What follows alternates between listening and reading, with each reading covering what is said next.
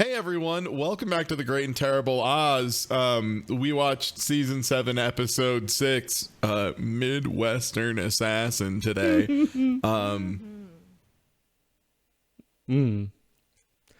I have This is worse. That's Worse so far, right? Like easily, right? Yeah. You'd think.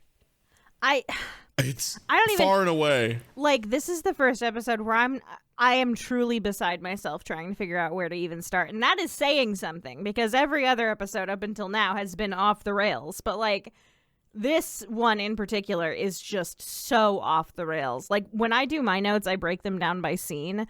Every single scene I had to like stop and take like 5 minutes to try and figure out if it's a flashback, a flash forward, is this present in time? Just this episode is just wild, absolutely wild. Like unlike other episodes, which again is giving a lot of credit to previous episodes that it probably doesn't deserve, this episode just doesn't know what it wants you to think is going on, and that is evident from scene one. This episode, they look directly into the camera and wink so many times, it drives me up a goddamn wall. It is the most obnoxious thing. There are so many times that they have characters inserted specifically to say exactly the problems with this stupid fucking plan, and then go, and then that character is like just killed or something. It's just so asinine. Like they think by having someone be like, this is ridiculous, it makes it fine. No, stop. So this opens with a trope I friggin' hate, which is like when it's like, hey, we need to hook you on an episode or a book or a movie or something. So we're gonna open on a scene, and the story of this episode is gonna be here's how we got to that scene, and then like the end is like, oh, there's a twist, and the scene that we hooked you on, it didn't quite happen the way we were implying it did, which is just like friggin' lying to you. Like, it's not unreliable narrator or anything. It's just like somebody telling you a story, and then they get to the end, and you're like, wait, that didn't work. That's not how that happened. They're like, I'm the story trickster. Gotcha. You know what I mean? Like, yeah, like it's just doing a lie by omission and like mistaking that for being clever. Yes. Which those aren't the same thing. Nope. Like just leaving out a part of like a crucial piece of information and then being like, ha ha ha, you didn't piece it together. It's like, no, you intentionally misled us. Yeah. Also, God, it's a predictable intentional mislead too. Yeah, That's what I hate, too, is exactly that. nobody, I'm gonna guess nobody is fooled by anything in the intro scene, because we open on a rally, but there's gunshots, right? And like Ivy is like freaking out at all the gunshots. We're mostly focused on Ivy in this scene. Harrison runs away at one point, and like I don't know if like they're not showing things that's supposed to lend it some kind of air of mystery, but it's obvious that like someone shot at least at Kai at his rally, I think. But whatever, we see Allie's got the gun though, and she's shaking, and the cops take the gun away from her, and we look over and Kai's been shot. And like I'm not fooled by any of this, because like already, like, you know, like, oh come on, Kai's not dead. You know what I mean? Like this Kai's not dead. Also, Allie wouldn't do this. Yeah, like, exactly. It's too early for this to be some big like character change for her. Exactly. It just simply would not work. Yeah, exactly. So also, I think they show multiple shots in the intro as well, which even more like doesn't line up with Allie at all. And if it doesn't show multiple shots, then that is again intentionally misleading because there are multiple spoilers. There's multiple shots. yeah, it doesn't- Like the thing that's like extra frustrating about it in this episode and in this show in particular, this season of this show, is that they don't need to do this. Like, it's not like we were wanting for plot lines. Like, we have plenty of plot lines. We don't need an additional one. For one of the plot lines we've already had is Allie shoots a guy. Like, we've already had this plot line. We don't need it a second time. Like, if anything, it made me go, well, what we ended. Because we kind of ended the last episode on a cliffhanger, which is where Meadow is banging on the window going, your wife's in a cult. There's a cult. Like, there's a big, huge reveal. Like, that is a cliffhanger. That is where it should pick up. But instead it's like, what if we open yet another plot line for you guys before we get into this episode? And it's a little bit frustrating. No, that's what angers me the most, because it's like you had a hook. You didn't need a hook because you had one, like right in the previous episode. Because even the very next scene is a continuation of the plot thread where it's like you just found your neighbor in an open grave. Yeah. You know, like you didn't need to do this. It just feels so cheap. Yeah. As well. Like it really feels like a cheap trick. Bad writing all around. It's really poor. Even for the show, it's like really poor. But yeah. So instead of picking up on that scene, which is what we're left off with in the last episode, which is what you would think we would start off with in the beginning of this episode, the credits roll, nothing particularly special. Then, like you said, it picks up where we left off the last episode, which is Meadow banging on the window, like revealing all of the information to Allie. And then like kind of the last thing Meadow says to Allie is essentially like, your wife is also in on it. And Allie kind of looks at her phone, and like Ivy is trying to get her attention back on the phone again, and she like hangs up on her. Keep in mind that Allie had called the police and the police were busy, so she called Ivy instead to like tell her that like the neighbors across the street are like trying to murder Meadow. Ivy does not call her back right away, so Ivy's doing a really bad job of pretending she's not in a cult. And then the therapist calls Allie like immediately, meaning that Ivy called the therapist, got the therapist immediately, and then the therapist immediately called Allie, which is I know we have to suspend a lot of disbelief. That's just not how therapists work. And also, it is 100 times less believable than Ivy calling back and just being like, honey, I'm sorry, I'm upset with you, but no, I wouldn't. No, I'm not in a cult. I need my space, like something like that, playing into the recent separation thing and being like, yeah, sorry, I didn't want to talk to you right away, whatever, but not, oh, weird, my therapist called me in the middle of the night. And like we at this point too, we know the therapist is the brother from the last episode. So it's like, it's like now it's not a good trick on the audience. Yeah. And it's like Allie now Allie just looks foolish for not wondering like everyone's in on it. But my therapist called right after all this happened. Like, what a fortuitous call, but she doesn't think anything of it. But whatever. So anyway, so she's just like, yeah, I don't know. My neighbor came running to help me and I locked myself in my house. She didn't say this to the therapist, but this is what, and she's like telling the therapist everything, right? So just terrible OPSEC. Terrible OPSEC. It's just not great. None of this is great. So, then in really, really good Allie fashion, she does what we all know Allie to do, which is grab a knife and go break into Harrison's house without recalling the cops again.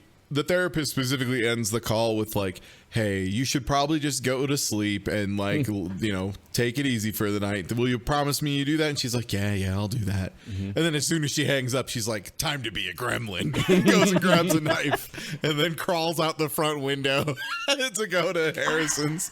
Okay, so the next scene, I know I've already like vented about this before we recorded this, but then the next scene is her breaking into Harrison's house with a knife. Again, this is now like the 4th or 5th time she's broken into this specific house. She breaks in through the bathroom, and lo and behold, Harrison is banging the detective again. Like, this is now twice in the span of what I assume to be around an hour of Harrison not fully committing to killing Meadow and going to bang his detective boyfriend instead. And when I say they're banging, I mean like we see them banging. Like they are banging. And Allie's like, ooh, gross. And then like goes to the garage where Meadow is like, again, just kind of tied up, bound and gagged. I think she has a bag on her head. So once again, they have still not killed Meadow because they had to take a break to bang each other. Right. Which I think is at least a good consistency for Harrison's character, because up until now we have had none. I really like that we've really nailed down a character trait for him. Just can't exactly. Just keeps procrastinating for lovemaking. Exactly. Cannot kill Meadow. Has to stop to bang his boyfriend and then move on again. I need to bust this nut before anything else, Kai. I'm sorry, okay? It's on my to-do list. I swear we'll get there. I know it's a character flaw. I'm working on it. Yeah, so then... Look. Yeah. We had the one guy who was the jacking off clown. I'm the clown that needs to bang before he kills. That's my clown trait. It's fine. Oh my god. So like do you call it? Yeah. And then, so, yeah, again, Ivy is now Allie is now in, like, superhero mode. She's like, I'm here to save Meadow, who's now, like, tied up in the garage with a hood over her. She's, like, solid snaking through the living room while they're banging, you know? And instead of being in the open grave again, they're like, well, just leave her in the garage this time. So she goes to, like, save her, but then, like, makes a noise. I think she, like, knocks something over. So, of course, they're like, oh, no, wait a minute, you know?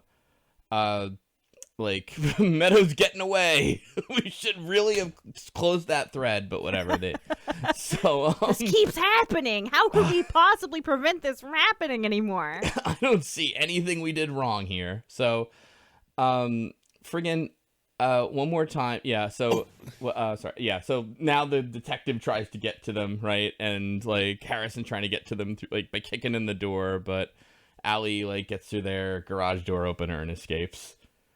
And also, yeah, they pepper spray Harrison, and I believe the detective throws himself onto their car as they're driving away in a very dangerous fashion. I just want everyone to remember this, because this means in fiction these two are possibly the greatest actors of our generation, willing to take pepper spray to the face like Johnny fucking Knoxville. Unbelievable shit. Yeah. And like that was the other thing that like in that moment, like I didn't even know Allie had pepper spray. I knew she had a giant kitchen knife, but I did not know she had pepper spray. So when she pepper sprays the shit out of Harrison, I'm like, seems like he could have just stabbed him, but right, I guess you can use the mystical pepper spray you produced out of thin air. And then the detective does fully throw his body on the car. Well, she's going for the no kills ending, you know, the best one. So, well, she's already blown that because she's already. Oh, that's fair. Yeah, you're right. Actually, you're right. My bad. Whoops. She's not very good at it. She's already blown this run. Oh my God, you hate to see it. So, what happens next? Oh yeah. So, and then like. She's like, I need to take Meadow somewhere safe, so they go to the restaurant. Of course they go to the restaurant. Of course they go to the restaurant. It's the only other set they have. Yeah, it's their favorite set piece. That's why they're there. But yeah, it truly is like, where's the one place they won't expect me to be?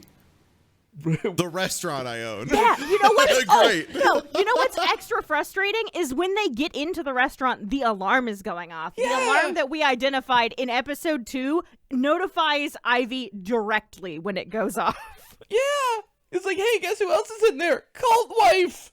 What are you doing? Jerk. Also, like we have some stuff to cover as far as like what happens in this time frame, but I need the audience to understand they stay at the butchery. It's nighttime when they get there. They stay there until the sun comes up. They stay there for easily 5 to 7 hours, and nobody, not the police, not Ivy, none of the cult people, none of them come bother Allie and Meadow at the butchery. They just get to stay there unprovoked, and that's never rectified in the story. And eat a bunch of summer sausages and cheesecakes and coffees or whatever. Yeah, Meadow really wants a coffee, and Allie's like, no, I need to know more about the cult I don't believe in. And she's like, why wouldn't you believe in it? And Allie's like, I don't know. Up until now, I thought that I was being harassed by people, but now that you're telling me that I'm not crazy, I don't believe you for some reason. You know, like, what's kind of annoying, too, is, like, there's, like... So, Meadow did say this earlier, that she's, like, you know, when I'm nervous or whatever, I'll make jokes to, like, diffuse things. So, she says something when they're in the restaurant, like, well, oh, man, you guys do have the best cappuccino in the city or something. And fine, that's what she does. But then Allie responds, we import the beans from Italy. Like, all angry. It's like, why? Why did we need that? Like, weird flex, Allie. Weird flex. Not the time. And keep that in mind, audience, because they reference this later for some fucking reason. They felt like best cappuccino in the city. We import the beans from Italy was like worth repeating this fact about the coffee from the restaurant she owns. The things they choose to spend time on truly tell volumes. Seriously, like, why? Damn it. Yeah, and that, like, then we kind of segue into one of many, like, flashback-driven exposition dumps where Meadow starts to, like, I don't know. The first thing she tries to tackle is explaining, I guess, Ivy being in the cult. Yeah. And she immediately off the bat's like, it's because you voted for Jill Stein. And Allie's like, that's not a good reason to join a cult. And Meadows just like shrug. And we're all like, no, actually, you know what? Allie's right on this one. Yeah, I'm totally with her, Allie, on this one.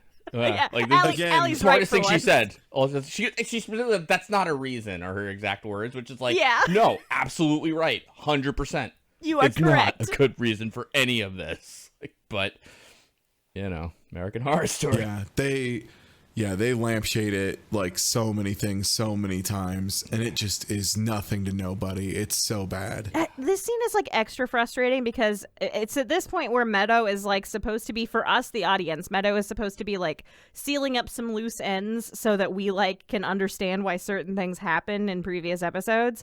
So she like tries to explain the gamer purge trucks from a couple episodes ago. Oh God. But the way she describes it is very confusing and only leaves me with more questions. She's like, do you remember those trucks that came down your street that we sprayed all your lawns with? And Allie's like, yeah. And she's like, that was just full of water. Those weren't real. We did that all over the city. And I'm like, wait, so you have Beverly, who's like now in charge of the news, essentially, in charge of this, and that hasn't been on the news? Like, nobody has mentioned it besides just now and when you experienced it. And then she's like, and then we killed all the birds and put them in your yard. I'm like, what? They did that well, she was like, we did that to everyone. We've been busy doing all these little pranks, but like, so like she's like, you were just one of our projects, you know? So they poisoned feeders to make dead birds to put them everywhere. But again, yeah, like you say, no one has mentioned this or done anything with it besides specifically like Allie, you know, and Ivy, as far as we know. Yeah, it does. It for us and Allie, it does seem weirdly very targeted at Allie specifically for some reason. Even though, based on the information we've been given, that is like Allie is kind of inconsequential. Like the only person who really even gives a shit about what happens to Allie is Ivy. Right. Everybody else doesn't care. Yeah, it's basically just like they have to do this to get Ivy in the cult more or less for some reason. And what's really also annoying, what's weird about it too, because at one point she said like she's telling her Ivy's in on it, like she disabled the alarm code so that we could get in and microwave the guinea pig, which is like in front of Oz? Like, you know what I mean? Like, how much can you really hate that vote for Jill Stein that you're like, I'm fucking traumatizing my kid? Like, what a piece of shit parent she is. Like, so. Yeah, as if Allie's like motivations for everything wasn't already super, super confusing. Ivy's even more confusing. Every time Ivy is given like a minute to explain why she's doing any of this, it never makes any sense. Like the closest thing to like a solid answer, we do get it a little bit later, but is the Jill Stein thing. Like, oh, this is like the cherry on top of like something that's been culminating for a really, really long time. But you would never know that because we literally have had no indicators up until now. Also, yeah, oh my God, the worst part is, as they're explaining, you know, like this is how we did the guinea pig thing, it feels like they're trying to be smug about it. Like, it was because we had access to, you thought it was impossible. It's because of Ivy. It's like, that's not the problem. You don't get it. That's not all the problems here. Like, that actually isn't good enough. Sorry. Can you imagine that viewer who was like, but how could they have gotten in? Like, it's not possible. Oh, the alarm code. Now I get it. Good job, American Horror Story. Like, that person doesn't exist, you know? Like, that's not a thing. Nobody was wondering. They just broke in. There's your answer. You don't need anything beyond that. It's not clever. Damn it. So. Yeah, there is so much like clown antics where like, you know what? Don't even try to explain it. Just let us come up with our own reasoning for it. Because honestly, anything that we come up in our minds with is going to be better than whatever you explain it to be. Also, it is very much, it reeks, especially this exposition that Meadow does and is about to do. It just reeks of like explaining the joke. You know what I mean? Like explaining the bit. And it's just like, okay, well, like the little bit of like us being able to put the pieces together is gone now because you are literally just looking us dead in the eye and telling us what happened. Hate this show. Anyway. Yeah. I think that that does that kicks us. That was not the end of the exposition that Meadow does, because now we have one of many flashbacks to December 2016. December 2016 is, I don't know, up until this point, we might have seen some stuff from December 2016. I don't know. All I know is that currently it is not December 2016 anymore. So that's the past. They make no indicator to like explain that except for a title card. And Harrison and the detective are like smooching and like cuddling on the couch talking about the Real Housewives. And Meadow's like, I've been in love with Harrison since I was 10 years old. But she says it in a way like, but he would never love me because I'm a disgusting, foul creature. And then like she says this verbatim. She says, I didn't know what love was until I met Kai, which made me like physically recoil.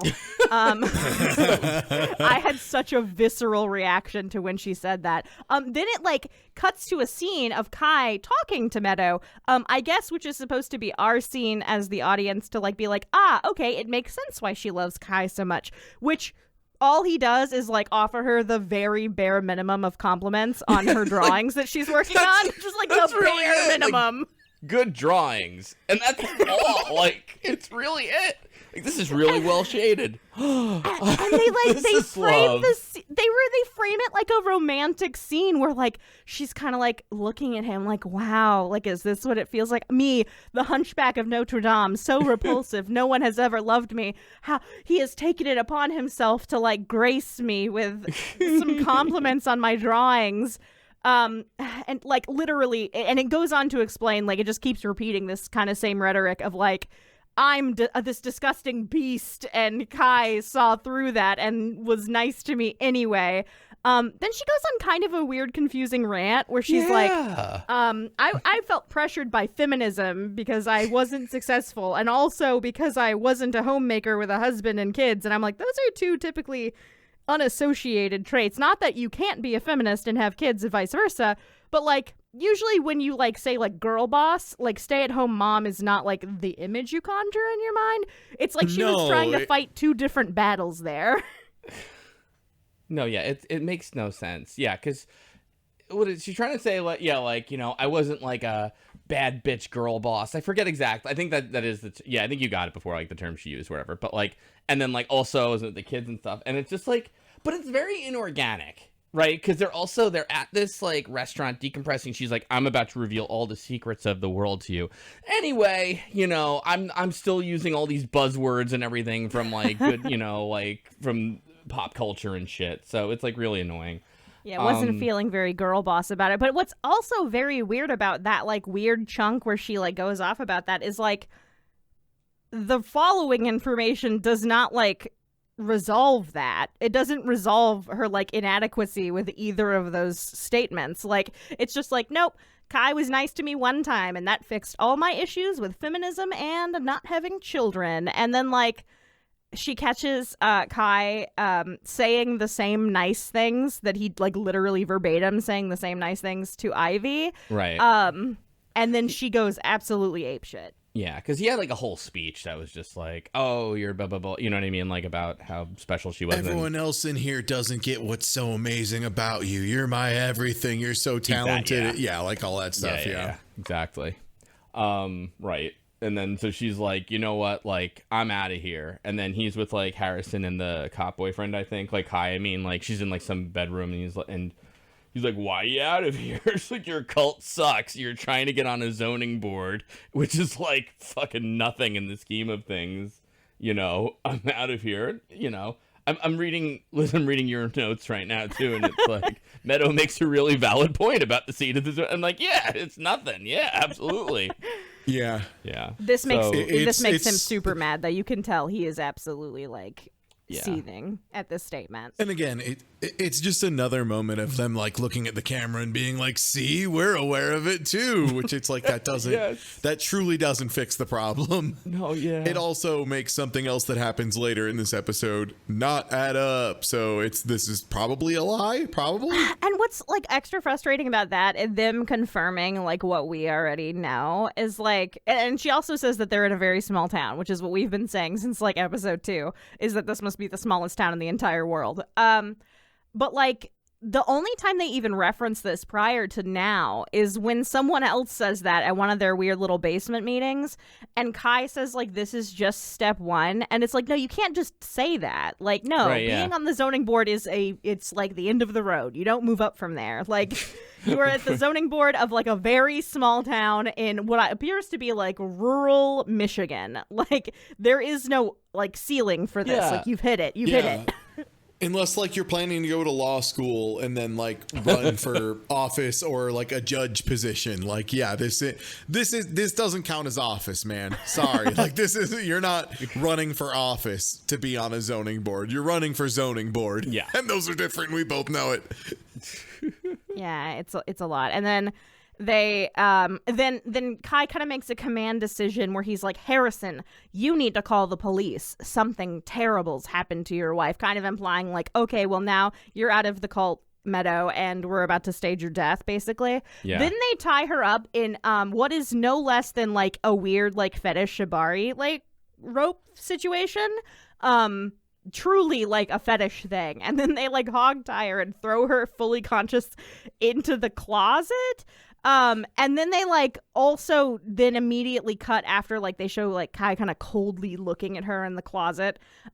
He says nothing, and then it cuts to them showing Harrison chucking her into the grave. It never shows them drugging her. It never shows them knocking her out. So for all intents and purposes, she is now free. She's not tied, not drugged, fully conscious, just in a hole. Which I don't really know what they expected for us to think at that point. I also just mentioned, because I don't know anything really about Shibari, but I'm willing to learn. No, but, like, it also looks like a fucking mess. Like, the people who are doing that prop or whatever, like, had no idea about it either. Like, Googled it, but they're like, I don't know how to make these knots. And then just, like, I'm legitimately thinking, like, they Googled, like, how to tie someone up with rope, and they were like, well, certainly this is it. And just went this is with the first easiest set of way. instructions. How do we safely tie someone up in rope? Someone surely has done the research on how to make sure this is safe and comfortable for all parties involved. I'm looking at WikiHow because I'm wondering if that's what they did, because that's like 4 ways to tie someone up. Yeah, consent. Okay, yeah. Wow, yeah, I see. That's just how they did it. Step one, it's so consent. bad. Oh no, we Absolutely. blew it up. We blew it up already. We beefed it. Holy. Okay, I have to get off this page because this is gonna get me on a whole rant. Anyway. That was really the first wiki. Yeah, that's incredible. Well. Wow. Anyway. Then it cuts to Kai giving a speech for the zoning boards. Liz, you have it exactly how I thought. Just 2017. Yeah.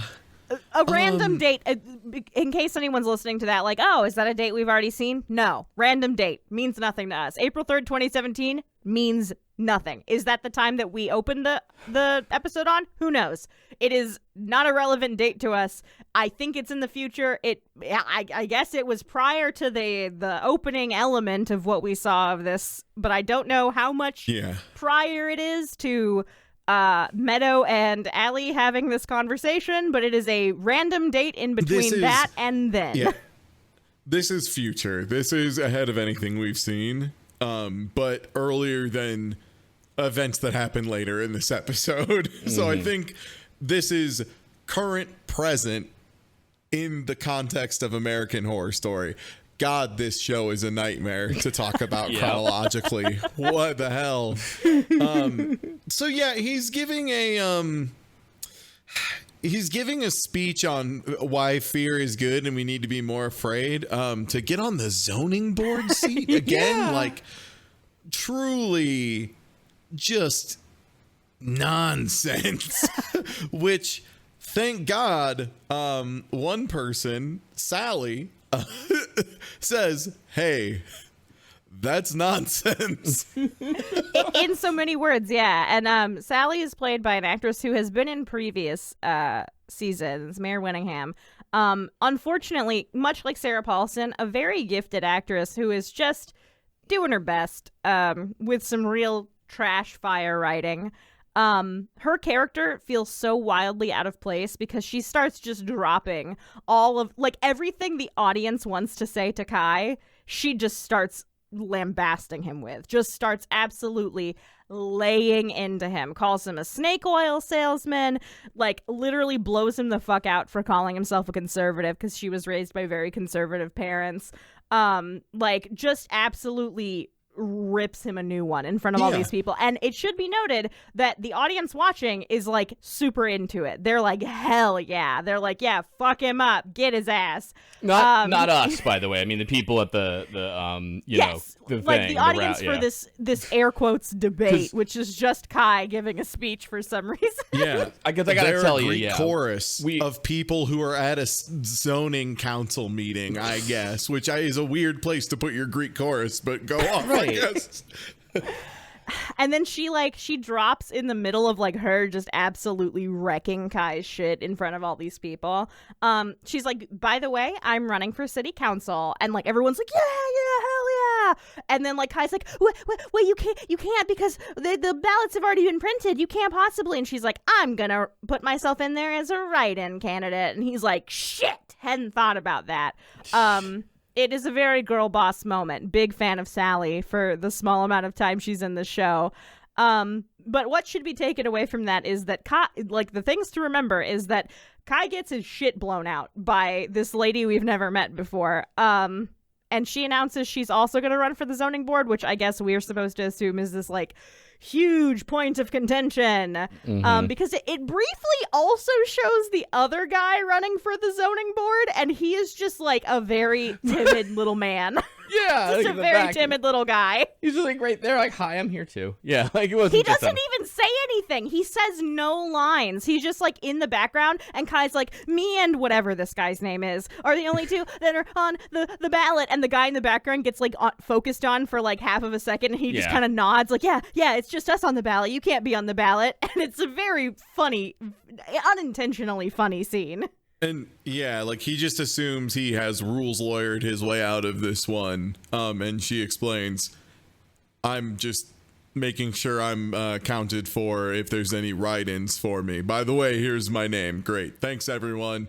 And Kai realizes he's about to lose because all 40 people in this room, which is 19 times the population of the town, are voting for her. Yeah. So he's fucked. Yeah, so that's that flash forward flashback moment. All that does is show us who Sally is, because she's relevant for exactly 3 minutes later in the episode. Yep.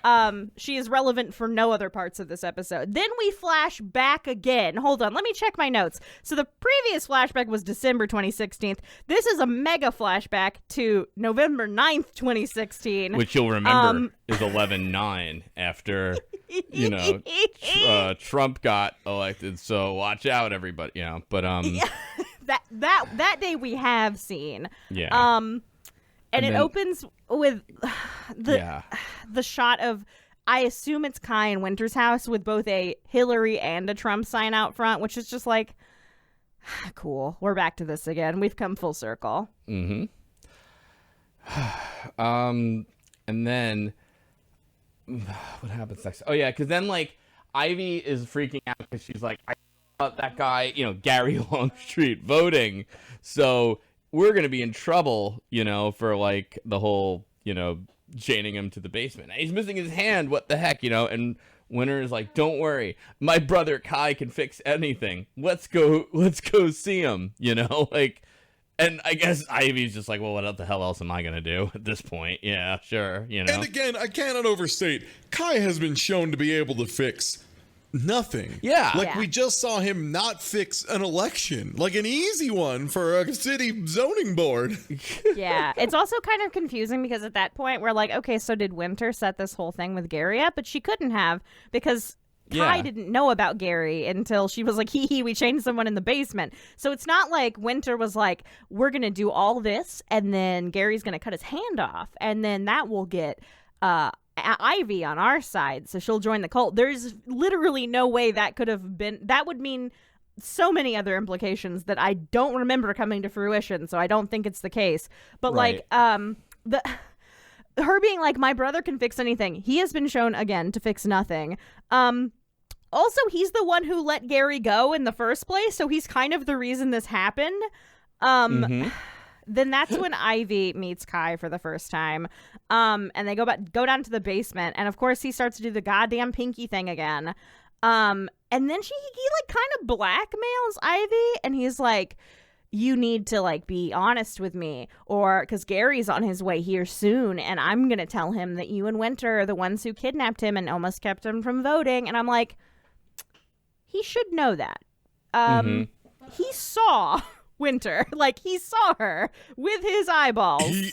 He grabbed one of them. Yeah. Yes? Yeah, Ivy. He assaulted Ivy and then was chased by Winter one time in the afternoon, and then later in the day saw Winter again in his store right before getting tased and put in a basement. So like he knows. He should know. There's no reason he shouldn't know this information. But yet Kai's like, I'm going to tell him. And Ivy's like, oh, no, that's going to be the end of the world. And I'm like, are you trying to get us to believe that Gary doesn't know Right. that Ivy and Winter were the ones that, like, chained him in the basement? Because there's really no way he doesn't. And yet, here we are, you know? Yeah, and here we are. Then that's when it really does roll into, like, the Pinky Promise thing, because then they actually, like, she actually, like, gets into it. And he's like, tell me what you're afraid of, or what's bothering you. I don't remember how he words it. And then she's like, Trump's our president. And he's like, fills your heart with dread. Yeah. Like, what fills your heart with dread? Like, our current president. He goes, no, what really does? He goes, my friggin' wife, and then I'm stuck with her for which, like, yeah, right. She goes, waking up next to my wife, and I'm like, that feels really specific. Like, all right, we know that you guys have been having some issues, but like, it feels like we're about to learn some information that like we would have never guessed, and we do, because she explains that she has resented Allie since Oz was born, because Allie was the one who physically birthed Oz. Because I guess Ivy has endometriosis, I believe, and could not physically carry Oz. And like, and so the way she words it is, I resented her.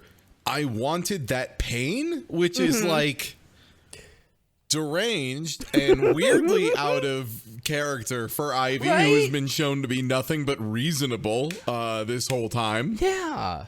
Yeah. And then like, yeah, it doesn't. Allie is like a little bit weird, but like, I don't know. I don't have kids. I'm not a mother, so I don't know. But like, Allie basically says like, here, give me the baby. He needs to breastfeed. He's hungry. And then Ivy's like, well, can you put it in a bottle and I'll give it to him? Like, that's a reasonable thing, I would think. Like, you want to also be a part of feeding the baby. Like, I get it. And then Allie is kind of like weird and standoffish. Like, no. Don't even think about giving him formula or a bottle. Like, it's got to come directly from me, which it's like, She says, like, do you think he'll really want a rubber nipple? Which I'm like, gross, weird. Why would that? What are you? It's a baby. Yeah.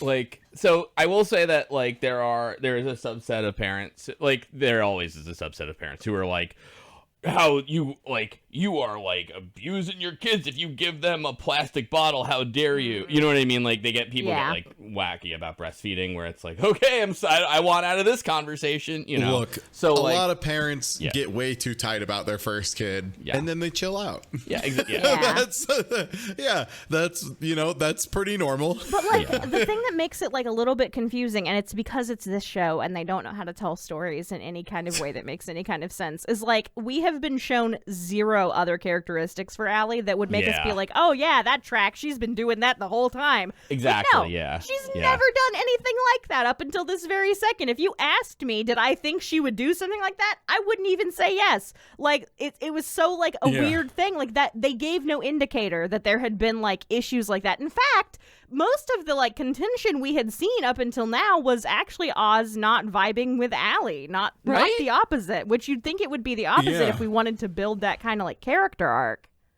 Yeah. Also, Allie is just like such a shrinking daisy at everything. That the idea of her being like, hey, do you mind if I get some of the milk in a bottle and I can feed Oz too? And going, no. It was like so weird. Also, like, that's a thing you've probably talked about. Like, if you feel strongly about raising a kid, it's kind of a big deal. You know, it's like, it's not going to be a thing where it's like, hey, the baby's born and you've been breastfeeding, but I bought this bottle and stuff. Maybe we do that. It's like, I never thought to talk to you about that during the whole like pregnancy thing. Like, that's another thing. Planning everything. What are you not like? Yeah. Yeah, Sorry. 100%. Like, that's another thing that, like, it's frustrating because, like, not to give Allie any credit, because Allie deserves very little credit for most things, but, like, Ivy, that's kind of on you. Like, if you were feeling insecure about not being able to, like, physically carry Oz, like, that's clearly something that very deeply weighs on you. That's something you share with your spouse. That's something you, like, talk, especially if you guys are talking about having a child. Like, clearly that wasn't something that, like, you both were just trying to get pregnant and one of you ended up pregnant and the other one didn't, and it was like, oh no, how could that have happened? Like, you talked about it. No, hold on. Let me tell you how real married parents do this. You don't share anything with your spouse. You find a greasy 4chaner who wants to pinky swear with you, and that's your marriage confidence counselor, okay? That's it. You find a small idiot covered in Cheeto dust, and you rub up on that idiot. Which reminds me, he'll Doug, tell you all sorts of things. Doug, I'll hook up with you on Discord after you listen to this podcast. Got weird stuff to tell you about, but anyway. Oh my god. Oh my god. Kai also kind of somewhat reasonably is like, wow, this seems to be weighing really heavily on you, and you bring up you're really focusing in on this breastfeeding thing. How long was Oz breastfed? And I believe she then goes like 3 years, which woof. Cool. Now that is very Allie. That is very on brand for Allie. Yeah. That makes a lot of sense, actually. It explains a lot of things about Oz, too. Like, it doesn't explain why he's weirdly standoffish to Allie specifically, but, you know. Now it's like, well, you know what? Someone had to ask. Maybe Winter wasn't so off base after all. You gotta grow up fast, my boy. Here's some. It's just such a weird, unnecessary detail. No, it is, yeah. I've been watching JoJo recently, and there's a character in there that they're just like, they constantly bring up, also he drinks his own piss, and it feels very much the same way, where it's just like completely unrelated to anything about the character. You truly didn't have to tell me this. You didn't have to tell me that Oz drinks his own pee. You didn't have to tell me he was breastfeeding for 3 years. I don't give a fuck. Like, please. Yeah, the only thing I can think of is, like, they wanted to be able to make Kai ask the really weird question of, like, how long was Oz weaned? Because that is, like, a weird little creep thing to ask, and, like, but we know Kai's a little creep. You don't have to reinforce that to us. We've known since episode 1. And then, like, so Ivy, like, starts, like, the snowball effect of explaining, starting at that point and moving on. And then she's like, and Allie has all these unreasonable phobias, which, as somebody with one or two unreasonable phobias, one being frogs, which is really hard to explain to people, that's not really Allie's fault. Like, granted, she does not handle it correctly, but, like, you can't really, like, Ivy's resenting a lot of things that she has no control over. As someone with very reasonable phobias, fuck centipedes. Sorry, anyway, go ahead. Fair and valid. Also, she, like, does it from a weird, like, it's her rich white person privilege that she's able to express these phobias, and it's just like, Ivy, look at him here. Like, Ivy, you're also rich white people. Like, I can't. Oh my God. And yeah, it's just this weird thing. And then also, of course, and she fucking voted for Jill fucking Stein. Yep. I can't believe it. She did it again. I have to imagine that one of the writers of American Horror Story had, like, someone very close to them reveal that they voted for Jill Stein, and they just will not let it go. Because there is no other reason that they keep dropping this one bit of information by name verbatim over and over again, other than that either A, they think it's a great bit, which it's not, or B, they like someone is personally in their feelings about something like this that happened in real life. So the next scene, Allie decides to call her therapist, right, and be like, listen, you gotta take care of this girl Meadow, okay? Like, I've got some shit to do, you know, to handle this cult. And, you know, and to be fair, she doesn't know that the therapist is really in on it, but whatever. I still think it's a bad idea. Whatever. So, anyway, Allie goes to the one person she can trust. That woman, Sally, who's running against Kai for city council, which is like, what? And she does it in, like, the worst way possible. She goes to her house in the middle of the night and just starts doing that, like, bang, bang, bang, bang, bang, bang, bang kind of banging. And so Sally, and I hate that her name rhymes with Allie, but that's, I guess, nobody's fault, but, like, except the writers, whatever, is like, oh, don't just a minute, and gets her gun, which I'm like, yeah, that's actually pretty smart, because it's, you know, like, so, anyway, Allie's like, listen, I'm so sorry about this, you're the only person I could go to, Kai, who you're running against, is in a cult, and Sally takes this, like, so well, she's like, yeah, you know what, that tracks. Like, just like, yeah, yeah. You know, she's like, that's fine. Also, we only like had that one reasonably scene. so too, because he's the little freak who loves the crime and loves to bring up the weird crimes that are happening. And she's like, "Oh yeah, so he's in on causing those specific crimes that he loves referencing." For sure. Yeah, that makes sense. Yeah, he's a little freak who loves hate too much. Yeah, okay, great. Yep. Yeah, let's sit down and talk about this. Yeah. And, like, lights a cigarette and is like, "All right, tell me shit." I thought she even lit a joint. She was just like going right into it because she was like got sitting on that stash, right? Like, It looked like she was setting up to do a rail of cocaine, and I'm like, hell yeah, Sally, fuck it I up. thought that too. I'm like, wait, you don't know who this is. Sally. Like, wait, aren't you gonna fuck up your campaign? What if this is working for speaking Kai? of Like, that, speaking of you don't know who this is, the scene we got where we were introduced to Sally, that is Sally's only scene. So there is no information for us to understand why A, Allie knows who that is, B, know that she's running for this position, and C, know where she lives, question mark, enough to just, like, show up at her house. Like, Allie has no connection to Sally whatsoever. We don't even have any connection to Sally.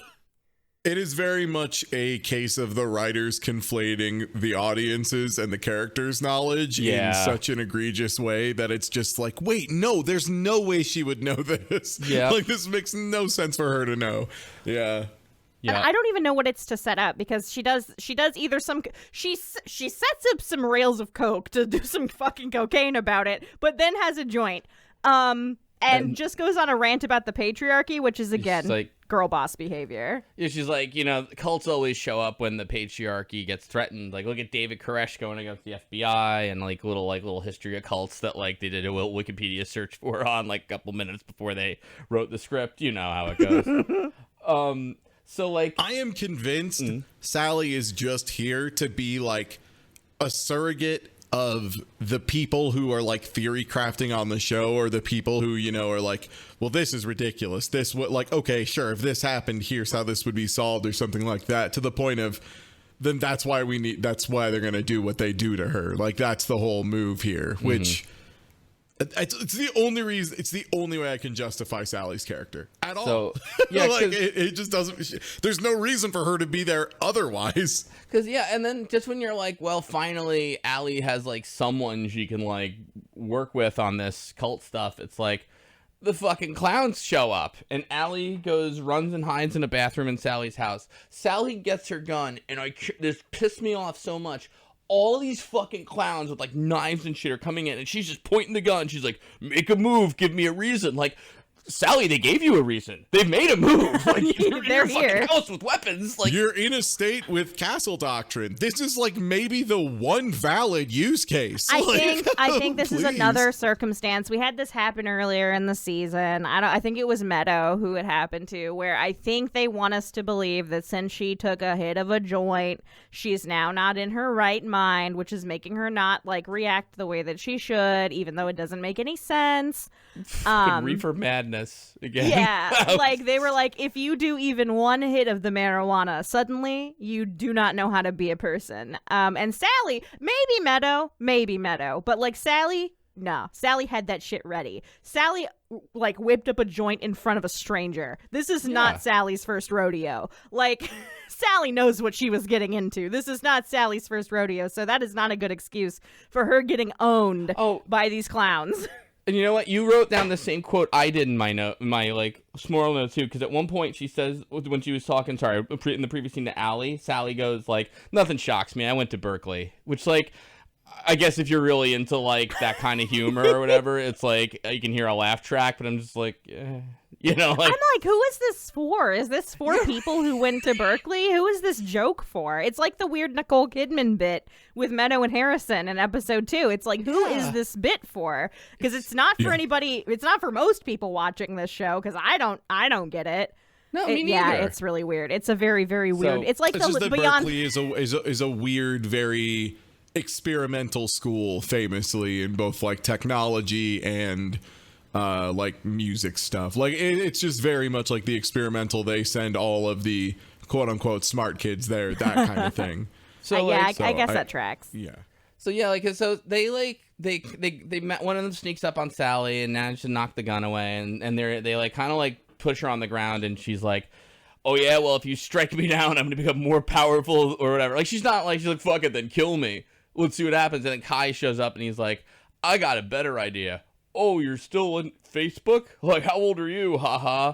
Anyway, and he starts writing a fake suicide note from her, which like, and this is like, oh, Sally's like, oh no, don't do that. And it's like, who's gonna buy that? You know what I mean? Like, you just announced like your candidacy, all this stuff. You know what I mean? Like, it's this whatever. But Also, who's gonna see it? Like her Facebook friends? Like, why does this matter? It's apparently her personal page. So like, and he goes on this huge long rant where he like starts quoting all these famous speeches, and like basically like it's a very like nihilistic like, oh, I realized like all of this was actually bullshit, and like I'm actually just gonna kill myself. And he posts it, and like not even a second goes by, and he's like, it's already getting likes, and I'm like, damn. Sally's friend list, brutal.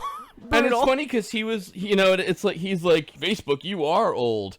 Oh, it already got a like. And it's like, oh, social media jokes. Like, you're fucking old, American Horror Story writers. Like, get the hell out of here. And like 5 episodes ago, Kai said he used Facebook to get his statistics. So like, what are we supposed to believe about this man? Does he use Facebook or does he not use Facebook? Does he think it's dumb and stupid and a boomer thing, or does he use it for his stupid statistics? Don't tell me you're too cool for Facebook, Kai. I don't believe it, you know. So Oh, also, we up until now, by the way, we've never seen Gary as a clown for some reason. He shows up for exactly one shot where he is like holding Sally down. He goes, "Can I kill her? Can I kill her?" Like a weird little gremlin. And I'm like, of course you're the weirdest, shittiest clown, Gary. Of course. This is why we haven't seen you until now, because you're the worst clown and you would have been insufferable the entire time.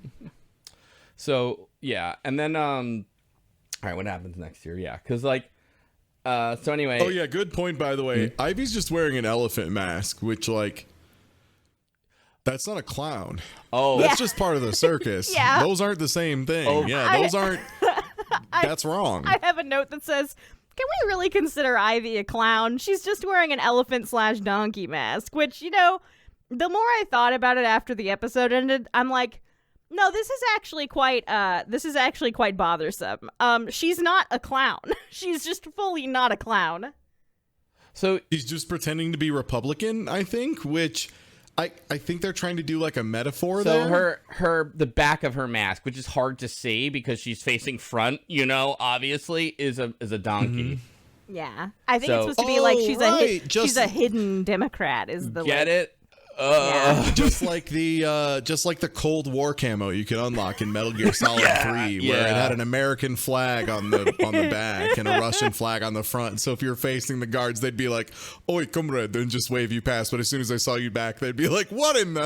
Yeah, that's Yeah, you got it. Just like that. Amazing. It's- American Horror Story. Hideo Kojima. Two brilliant minds shaking hands. Oh my god, there is a really weird scene. Speaking of that scene, the whole reason I wrote that note in the first place is because, like, when all this is transpiring, Allie, who's there, by the way, went and hid in a bathroom. We are now, like, 3 for 3 of Allie always hiding in a bathroom. And I guess Ivy, knowing this about her wife, suspects for some reason her wife might also be in the house. So she goes and checks the bathroom. No other clowns are like looking around. It's just Ivy. Yeah. And the thing is, you can hear Allie do a big whimper when she hears the person getting killed, but Yeah, the thing that confused me was only Ivy reacts to it. Yeah. And also no one questions why Ivy just walked off in the middle of the murder. In fact, they like chastise her. They're like, Ivy, what the fuck? Come on, we gotta go. Which, by the way, in case we didn't resolve, because I don't remember, they like make Sally shoot herself in the chest, essentially. Which they take the gun and they shoot her in the chest, which I'm like, wait, you're trying to fake a suicide? Like, what? That's not who does whatever. They really don't understand how to stage a suicide in this show. The last suicide they staged, they had 2 people in coffins. So, like... Yeah, that's fair. Yeah. They're not very good at staging suicides. I just assume there are no police officers besides the one that is also a clown in this very, very small town that they live in. And then there's this weird scene when Ivy's, like, looking for Allie where, like, she opens the bathroom door because, again, that's all Allie knows how to do. And, like, she just stares at Allie, and Allie goes, Ivy? And I'm like, I mean, there's some context clues here, I guess. But, like why would you say that? What if that wasn't Ivy? What if that was just some random person? It's a big gamble, you know? I mean, it's all she has, but she's also, I don't believe Allie is, like, wise enough to, like, pull that move as a smart thing. So she probably, like, saw her hands, and there's probably something American Horror Story forgot to tell us as, like, a clue, you know? Like, Ivy loves elephant masks. It must be her, you know? So. Little known fact about Ivy, she loves elephants. Yeah, we never mentioned that up until now. Maybe that's why she's not a clown, so that she doesn't scare her wife. She's That's just looking so considerate. That's so nice. That's so nice of her. I can't believe it. Like, and then that goes nowhere, by the way. Like, she just closes the door and then leaves. There's no, like, conversation to be had. Allie's just like, Ivy, and then Ivy gets called away by another clown. Like, what the fuck are you doing? Come on, we gotta go. Ivy, we gotta get going. It's like, what are you talking about? You guys never worried about covering up crimes or the cops or anything. Who are you afraid is coming? Who do you think is coming to the house? The police? That's never been an issue before. Then we transition back to the therapist where she left Meadow. Allie just bursts into the room and is like, she's dead, and then does not follow up with any information about who she's talking about. Just is like, she's dead. Doesn't say where she came from, doesn't say how that person died, doesn't say who it was or why she went to meet with her. Just tells the therapist she's dead, and then is like, where's Meadow? Yeah. And then there's no follow-up on that. Right. The therapist's just like, yeah, Meadow left. He's like, what do you mean you let her leave? And he's like, I mean, I can't keep her prisoner here, Allie. She wanted to go. Which is fair. He's like, look, you want to get your son back. Why don't you put yourself into inpatient therapy, you know, before you do something regrettable? And he's like, I think it'd look better for you if, like, you did it voluntarily. And she goes, fuck you, you know? Not as sexy as how Bob did it, but still.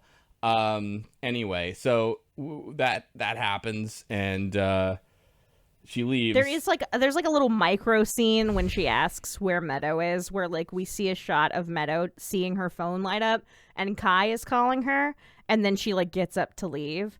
Yeah, that's right. Which is supposed to set the stage for the next, like, stuff that transpires, which is now it's fast forwarded a little bit again. Because she tells the therapist to fuck off, basically, and then now it's the rally. Now it's the scene that we started on.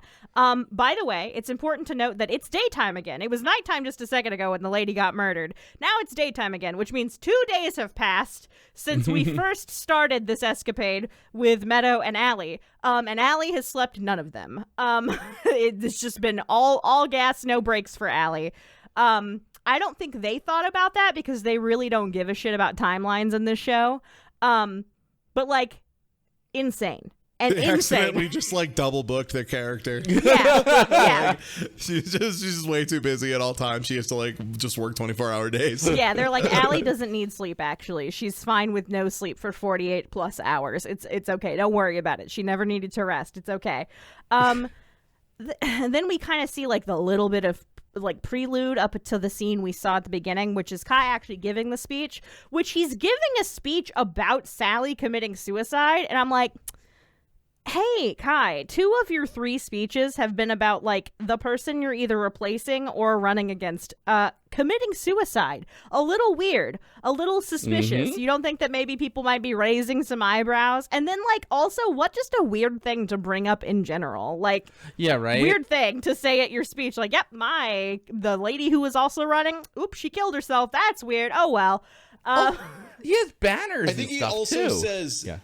And I think he might even say, I won't abandon you like she did. Yeah. Wow. Yeah. Which, like, woof, you know? Mm-hmm. Yeah, that would get the other guy elected. Right? 100%. Yeah. Even if he just, like, was the other name, no one would vote for you. That is a nightmare person thing to say. Yeah, no, absolutely. What's also, like, super confusing is, like, there are a bunch of people at this rally, like, more than were at the debate to begin with.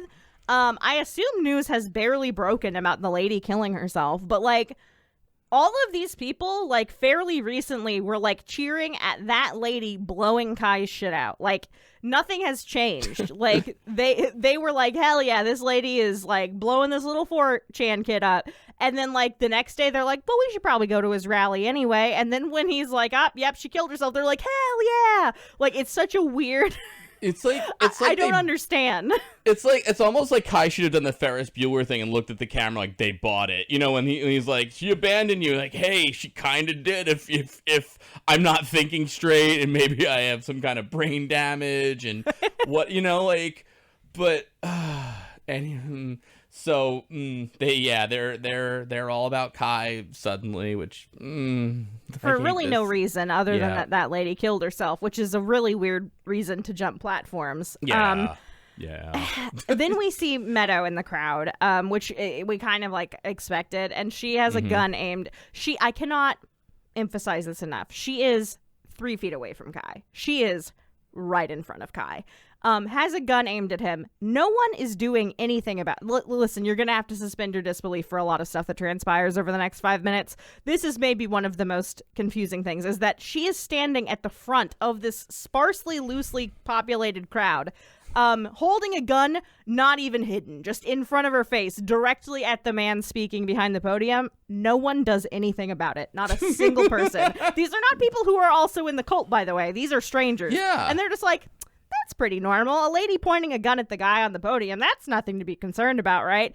Then she shoots at Kai. There's a woman who is like kind of a little bit in between them, but definitely not like directly between them.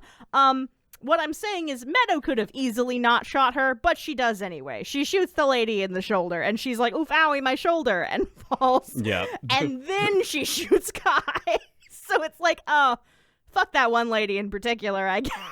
Yeah. She doesn't die, by the way. She's just on the ground with a bullet in her arm. I want everyone to think about this, too, because it is so critical and fucks up everything they're trying to do that she shoots additional people. Yeah. Because they...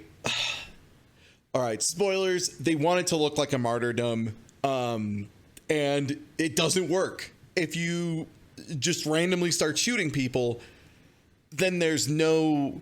Yeah. Right? There's like no reason you would assume it's for Kai. Right. Like it's not a martyrdom anymore. It's just this lady cracked and shot a bunch of people. Yeah, exactly. Like, no. If it's a martyrdom, it needs to be a targeted attempt. Like it'd be one thing if he had like bodyguards with him and she shot them and then Kai.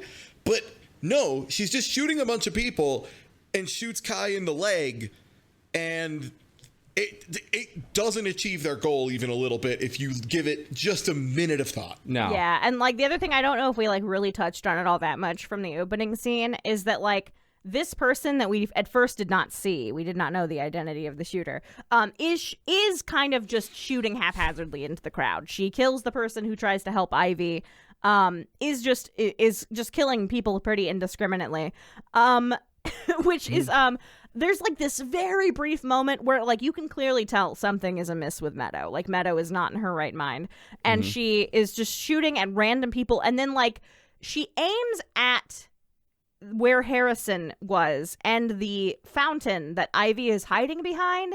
And I assume that the writers wanted us to be like, oh, yeah, it would make sense that Meadow would have a grudge against Ivy because that's who Kai showed some additional, like, affection for. But, like, she doesn't know Ivy's behind the fountain. She cannot see Ivy. Ivy is hidden. So, like, her, like, taking that moment to, like, aim at the fountain directly before just, like, shooting a bunch of other people doesn't make any sense. Doesn't make any sense at all given the context of what's going on. I'm trying to think of what happens next because it's such a chaotic scene. Then we go to a flashback, which is Meadow in the closet, where now they're going to explain to us the whole thing of just like that, like, hey, just kidding, nobody's trying to kill Meadow. This is all part of the plan. So Kai is like unties her, and he's like, I'm not going to kill you. I love you, and you know you're beautiful. And they start banging, and while they're banging, he's telling her the plan that I need you to shoot me, you know, to assassinate me. So this will bring me up on the national stage and make me martyr and stuff. And then, and I see like in your notes you say like Kai's doing a very lackluster job. Yeah. Okay. So I love that lackluster. That's like the best way to describe it. Yeah. Clearly, this is the culmination of us supposedly thinking Meadow is completely unfuckable for the entire show. Like this is supposed to be like a huge moment, a huge revelation that, someone's willing to fuck Meadow. But we've seen a lot of banging in this show up until now, and jerking off, and all of it has been very enthusiastic up until this very point. I cannot emphasize enough how bad of a job Kai is doing. Kai jerked off in the shower better than this. This is poor. The melon clowns had masks on, and they still were emoting more lively than either of the characters in this scene. It truly looks like, remember, they're in a closet. It truly looks like two 14-year-olds fooling around for the first time. Like, neither of them knows what they're doing. And by the way, Meadow, who, like, her whole character arc is that no one will fuck her and she fears that no one will ever fuck her again, doesn't even seem to, like, register that they're having sex. They're just kind of having a very casual conversation while Kai just kind of rubs on top of Meadow for, like, 5 minutes. Can I point out too, like, because we also have seen Kai like on that on the Red Pill like Reddit site or whatever, you know what I mean? Which is like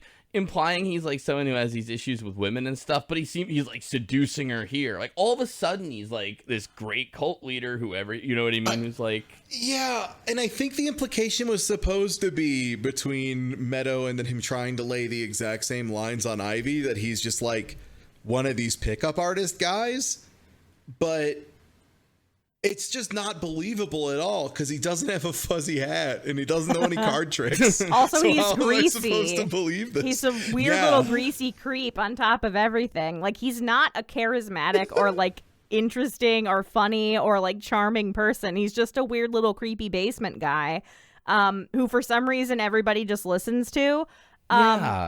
So I guess that is to indicate that is what caused Meadow to do what she's doing, including killing herself.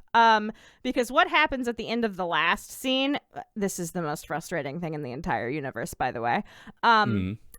Allie catches up to Meadow. She has been yelling Meadow's name the whole time, by the way, and nobody, not a single person, stopped to look around. There's a woman screaming, "Meadow, don't do it," right before the shooting takes place, and not a single person bothers to look around them. Not a single person. And so, of course, no one stops her. It could mean anything, though. Yeah, that could be anything. Surely at this political rally, nothing bad would happen, especially not with all the murders that have been going on for the last few weeks. But then Allie finally catches up to Meadow after she's killed, like, a bunch of people and shot a bunch of other people. And please understand, if you're not watching along, at this point in time when Allie accosts Meadow and tries to grab the gun, there are many people laying around her injured but not dead, so fully conscious and cognizant of what's going on. They can see what's going on clearly. They are right next to it. And Allie's like, give me the gun, Meadow. And Meadow goes, "This is the face of true love," and then shoots herself, which I don't know if we were supposed to think that was relevant in any way. It doesn't mean anything to Allie either. It is unclear whether or not this was supposed to be a reference that later got cut from the show. Oh, by the way, sorry, I realized I totally forgot to mention this.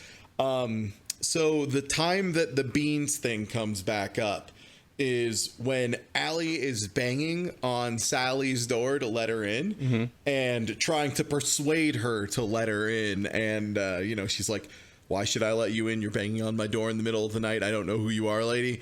And one of the things she says is like, what? Like, oh, I own the restaurant. I own the butchery. And then after she lets her in, she's like, got the best damn cappuccino in town. To which she responds, we import our beans from Italy.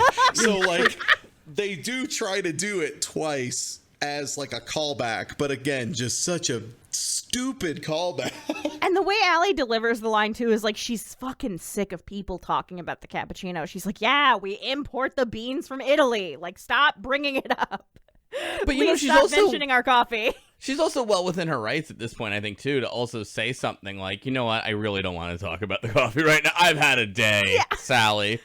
But of course it's Allie who doesn't use thoughts and logic, because the next thing that happens after Meadow shoots herself is that Allie just takes the gun and just kind of holds it, not like holds it down or anything, holds it like she's gonna shoot someone, or has been shooting someone, people. And this is as a large group of police are approaching. Don't know where those guys have been for the entire show, but they're here very quickly. And like they're clearly yelling for Allie to put the gun down, and Allie just keeps holding the gun up like she's gonna shoot somebody for no reason. Doesn't try to like put distance or anything.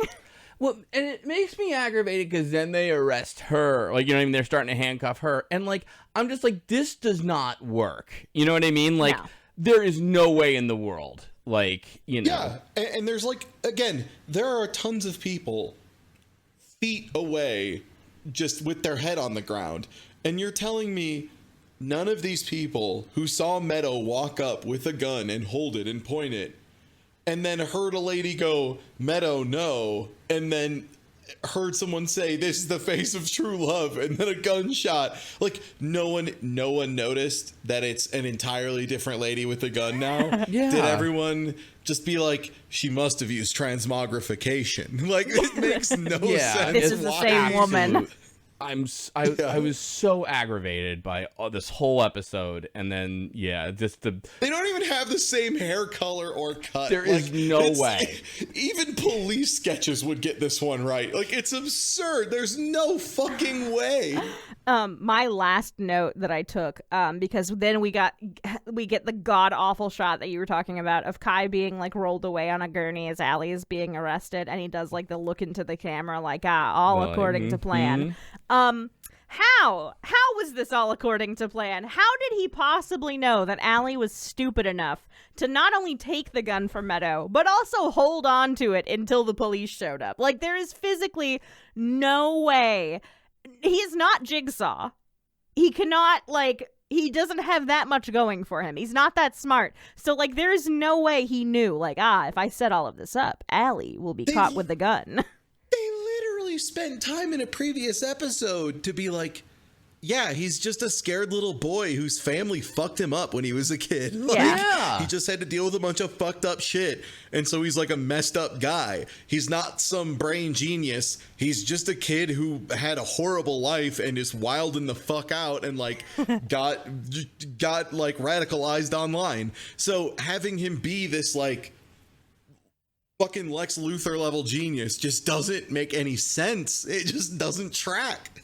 It's frustrating. It sucks because it doesn't work, and they keep it's like it is that show don't tell crap, but they're not telling us, like, or it's not like where there's nothing, even a throwaway line like that Kai has like some triple degree that he got when he was 21 because he was so good in school. You know what I mean? Like, just some little hint of like, actually he's a chess genius, just anything. But no, instead it's just like, these plans all happen to work out in the end. Like, and like you said, like you both said, like, you know, it's all like coincidence that it's working out for him. You know what I mean? Like, all the pieces have to be placed. There needs to be someone like Allie and someone like Ivy and someone, you know what I mean? Like, he needs all these people to have the exact specific problems and be specifically around him so that he can like work his magic. It's so annoying. Yeah. It's Unless he's like some like multi-dimensional like gremlin. Yeah. Like that just doesn't work. Like he needs to be like a Mr. McSplizzard or whatever. Like that's the only way this works. That's the thing is like it's like they watched the Saw films and they were like, we like that like weird intertwined like non-reliable narrator, unreliable timeline, like twist ending with this mastermind pulling all the strings behind the scenes, and we're gonna see it all come together at the end. Like even the Saw franchise doesn't try to be like, the Jigsaw is changing the world. Like he's like, no, I am specifically fucking with 10 people at a time. Like he is not trying to be more than what he is. And they at least try. It's dog shit explanations, but they at least try to explain how he managed to pull off all of the things he pulled off. And you know what? Look, I have my own little like complaints about the Saw, whatever. But Saw like kind of knows what it wants to be. You know what I mean? So at least like however Jigsaw's acting is kind of consistent with the rest of it. Like this is just sort of like, what are we fucking doing here? You know, like who is Kai supposed to be? Is this a Jim Jones cult leader or whatever? Is he just a scared fortune? Or what is going on? He's 4 different characters at the same time, and they just swap him between every single scene. And it's like, it's just a case of he's 4 different characters and they pick whichever one is convenient at the time, and they try to claim he's the same person. Yeah. And it doesn't work. The only way for the show to like make sense is for Kai to be 4 separate characters, but that doesn't work with the narrative. Yeah. Like, I was gonna say maybe there was like something that was cut because they figured it was like too insensitive or something. But like the only way they could have made this be like, oh well, that's stupid, but I guess it makes sense, is like if they would have done like a Split thing, like the movie Split, where where we got like scenes of Kai alone, like having a meltdown, trying to like compensate for all these different personalities, these different personas he's putting on. But they don't. They just completely like, they're like, nope, he's just like that. He's just 4 people at once. I was thinking maybe they were gonna have him like be cracking Adderall, and like that's what it was just like he's like a weird broken down kid, but then he cracks Adderall and he gets superpowers, but then they realize that's maybe not a great message. Oh, they would do that. Which, by the way, that is absolutely, that is not beneath American Horror Story. Yeah, no, you know what? You know what I realized this episode, because I was also simultaneously browsing Twitter and I had an epiphany. Do you know why they gave us that scene of Kai taking the Adderall like a literal fucking demon in the weirdest way and showing us that it's Adderall? It's because of the association of Adderall and Donald Trump. They thought it was like a really good like haha gotcha moment. Like, oh, he also takes the bad drug, Adderall. That's the one that Donald Trump has taken for forever, and everyone says that he abuses it. And I'm like, cool. Thanks, American Horror Story. Just demonize an entire, like, subset of medication. A treatment for an people. own. Yeah, for an own. A treatment. Yeah. But yeah, I had that epiphany, like, as I was watching this one. I'm like, you know what? God damn it. That's why it was Adderall, and that's why they showed Kai taking it. Yeah. So this show sucks. Yeah, this sure sucks. That's where the episode ends, by the way. Yeah. Yeah. So it ends with the beginning of Allie is doing a murder and we don't believe it, to we've been shown Allie doesn't do the murder, so we exclusively don't believe it and see that there's no reason anyone around her would believe it, and then people pull up and instantly believe it. Yeah. Also, this is like, in case anyone's forgotten, in the span of like several episodes, not the first time Allie's like been caught with a gun, by police. And last time they were like, it's fine. You did kill a guy this time, but that was fine. She had a get out of jail free card. That's how like the first, now she's out of it. So now it's like, they're like, you get one, lady. Yeah, you get one. Everybody gets one, but sorry. We shouldn't have let you go the first time, I guess. Boy.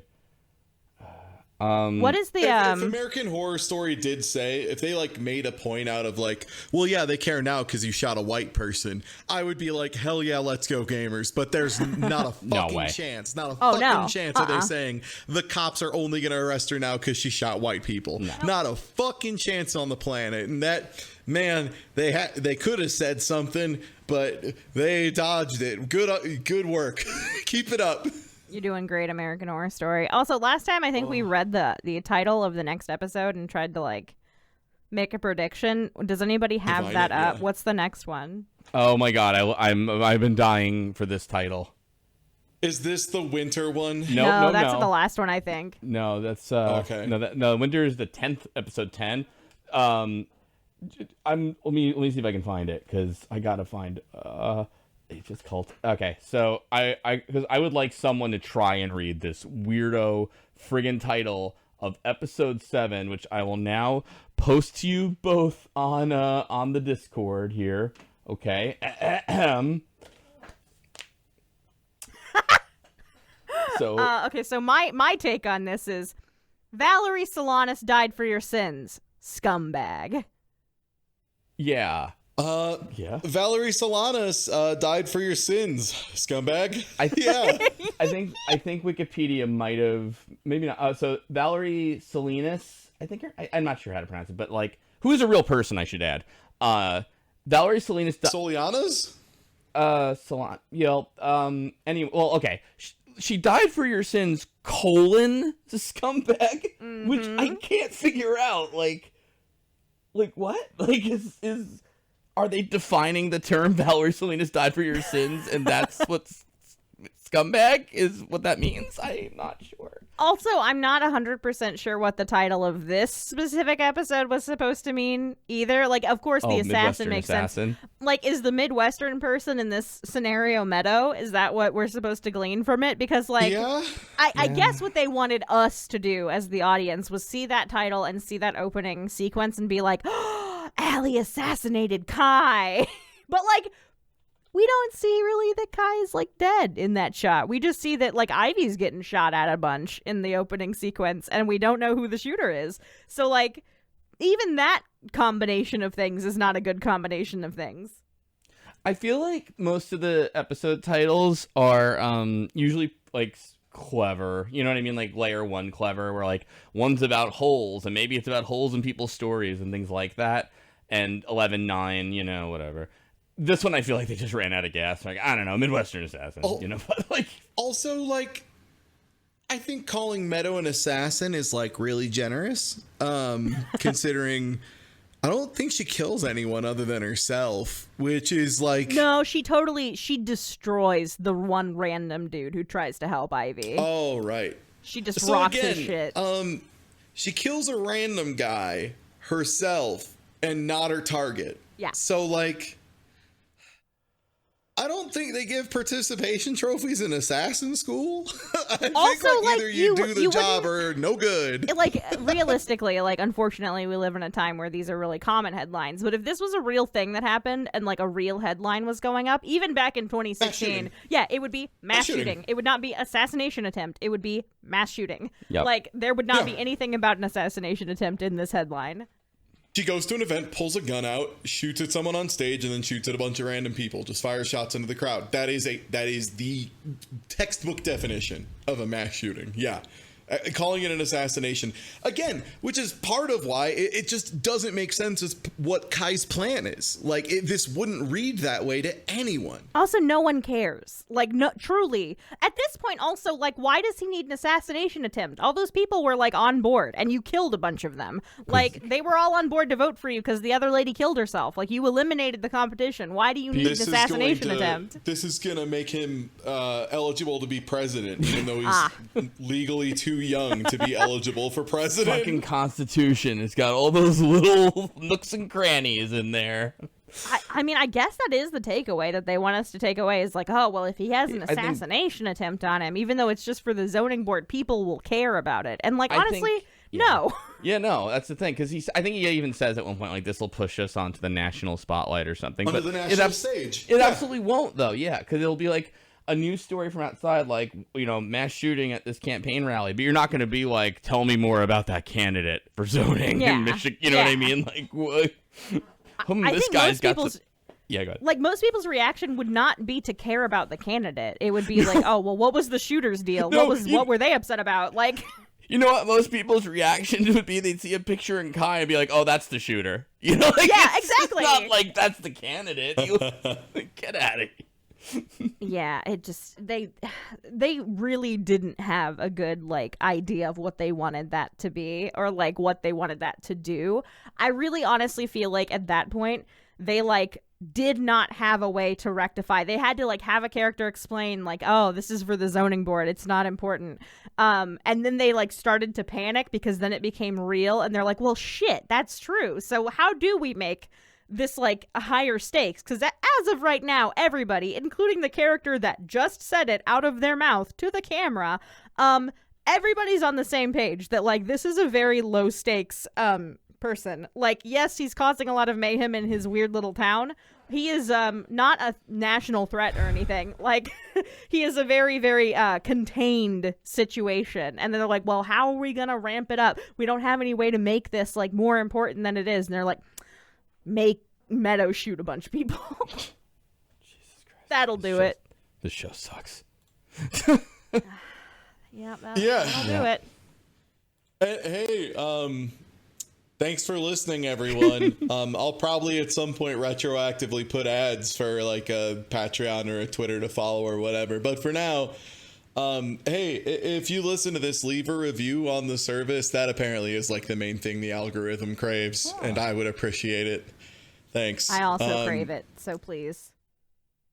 Yeah, Liz wants the positive attention. Yeah. I just want the algorithm to be fed. I care about the robot. But for real, thanks everyone, and we'll be doing season 7, episode 7 next time. Good luck. Yep. See you then. Later. Bye.